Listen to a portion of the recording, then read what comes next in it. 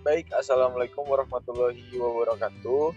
Perkenalkan, kami dari kelompok komunikasi K3, kelompok 3 akan mempresentasikan hasil diskusi kami mengenai materi komunikasi K3. Sebelumnya, izinkan saya memperkenalkan diri. Nama saya Rizky Septiano Berha, dan ada rekan saya Kasturi Bayu, ada pula rekan saya lagi Fernanda Aziz, lalu ada Wibowo Nurlaksana, lalu ada rekan saya Alfian, dan terakhir Monika Maranata.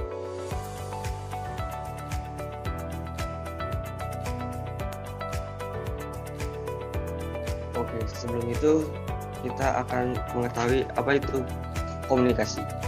Komunikasi adalah proses interaksi antara dua orang atau lebih yang diantara mereka atau salah satu dari mereka merupakan penyampai pesan atau biasa disebut dengan komunikator. Dan terdapat unsur pesan atau berupa stimulus yang biasa disebut message atau pesan melalui media kepada penerima atau komunikan. Nah, selanjutnya ini ada jenis komunikasi K3. Yang pertama ada komunikasi umum, yang kedua ada komunikasi khusus. Selanjutnya,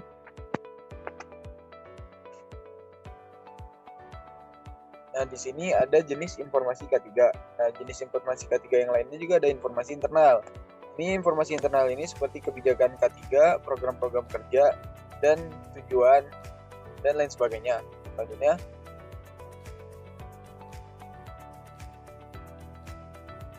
ini ada informasi eksternal. Yang pertama itu untuk kontraktor atau vendor yang bekerja di wilayah perusahaan.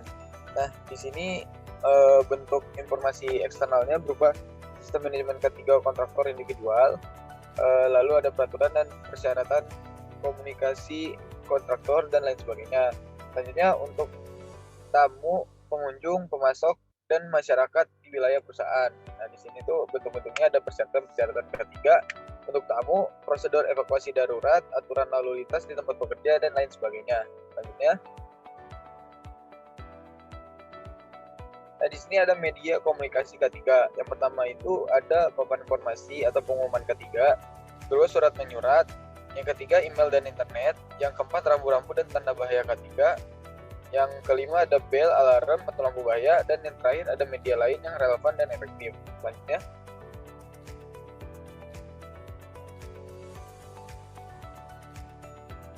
nah di sini tuh ada prosedur pelaksanaan K3. Untuk prosedur pelaksanaan itu biasanya sekretaris P2K3 menilai jenis komunikasi dan informasi K3 yang perlu dan wajib disampaikan sesuai jenis komunikasi dan informasi K3. Yang kedua, sekretaris P2K3 menilai media komunikasi yang tepat dan efektif untuk menyampaikan informasi K3. Yang ketiga, sekretaris P2K3 mendokumentasikan hasil komunikasi sebagai arsip jika media komunikasi berupa media komunikasi visual dan korespondensi. Yang keempat, apabila terdapat perubahan ataupun pembaruan informasi K3, maka sekretaris P2K3 berkewajiban untuk mengkomunikasikan informasi K3 versi terbaru atau paling benar dan relevan. Selanjutnya, dari prosedur itu tadi, ada pun umpan balik dan tanggapan. Yang pertama ini, semua personil dapat memberikan tanggapan atau umpan balik yang relevan terhadap segala macam jenis informasi K3. Yang kedua, penyampaian umpan balik dapat dilakukan melalui email. Yang ketiga, sekretaris P2K3 wajib menindaklanjuti dan mencatat setiap tanggapan dan umpan balik relevan yang diterima. Ya.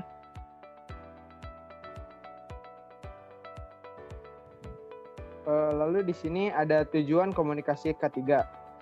Yang pertama, adanya mengantisipasi ketidaktahuan, kesalahpahaman, permasalahan yang terjadi dalam organisasi. Yang kedua, ada bentuk partisipasi perusahaan dalam sistem manajemen K3. Yang ketiga, semua orang yang bekerja atau personil, atau bisa disebut juga dengan operator, yang ada pada perusahaan atau organisasi mendukung adanya implementasi K3. Selanjutnya ada metode komunikasi K3. Yang pertama itu komunikasi dua arah. Perusahaan harus memiliki prosedur K3 yang paling terbaru untuk mendukung pemahaman karyawan dan juga adanya prosedur pelaporan sehingga terjadi komunikasi dua arah yang efektif. Yang kedua ada komunikasi mikro. Perusahaan juga memiliki media internal yang umum dan sering digunakan seperti papan informasi, K3, surat menyurat, memo, email, dan internet, serta pengeras suara, rambu-rambu, bahaya K3, serta label K3. Selanjutnya yang ketiga ada komunikasi melalui training dan pelatihan. Selain metode komunikasi melalui media internal berupa media cetak, perusahaan juga harus melakukan pelatihan, training, sosialisasi tentang pentingnya K3 kepada karyawan. Upaya ini dilakukan agar karyawan dapat memahami pentingnya melaksanakan K3 di lingkungan kerja.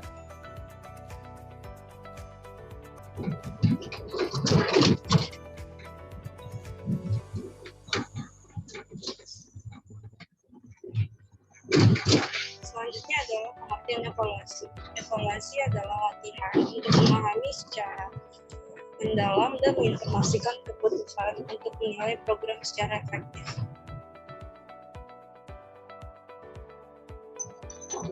Jenis evaluasi ada dua, yaitu pertama evaluasi proses, merupakan berkaitan dengan aktivitas atau proses untuk mengetahui apakah program komunikasi K3 telah dilaksanakan dengan baik, berkesinambungan dan efektif dalam suatu kurun waktu. Evaluasi hasil adalah berkaitan dengan aktivitas untuk mengetahui apakah dampak dan hasil didukung oleh program komunikasi K3 yang telah dijalankan organisasi. Apakah tujuan yang ditetapkan dalam rencana dapat tercapai atau tidak. Baik, selanjutnya ada langkah-langkah dari evaluasi K3. Yang pertama itu ada mapping. Akan lebih mudah bagi HSE Officer untuk mengidentifikasi peraturan apa saja yang perlu organisasinya patuhi dengan memetakan area kerja operasional suatu organisasi. Misalnya, pembagian area didasarkan pada letak geografisnya. Kemudian yang kedua ada work atau task.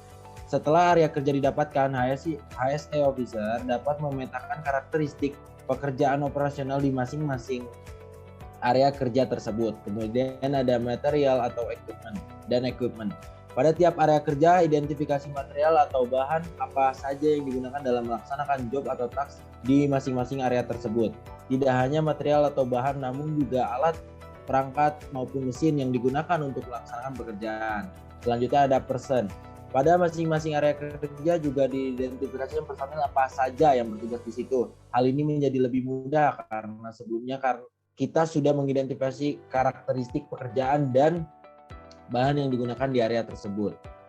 Selanjutnya, langkah-langkah evaluasi K3 ada identification.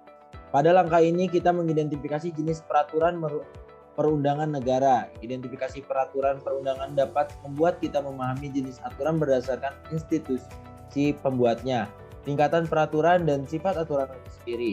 Peraturan yang dikeluarkan oleh Kementerian Ketenagakerjaan mengatur hak, kewajiban pekerja, hubungan industrial, dan segala hal terkait penggunaan sumber daya tenaga manusia. Kemudian ada evaluating atau evaluasi. Evaluasi peraturan K3 ini dapat dilakukan untuk tiap lokasi kerja atau jenis pekerjaan yang sudah kita kelompokkan pada tahapan mapping di awal. Keuntungannya adalah kita dapat mengetahui tingkatan pemenuhan peraturan perundangan di tiap-tiap lokasi atau section kerja.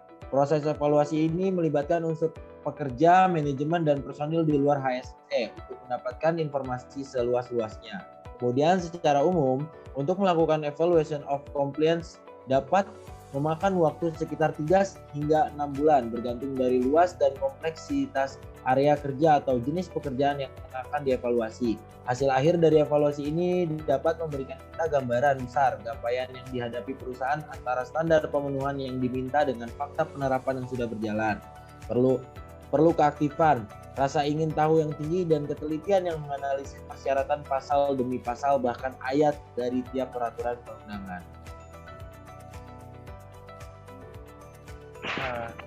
Baik, demikian presentasi dari kelompok 3 telah disampaikan. Lebih dan kurangnya mohon maaf. Assalamualaikum warahmatullahi wabarakatuh.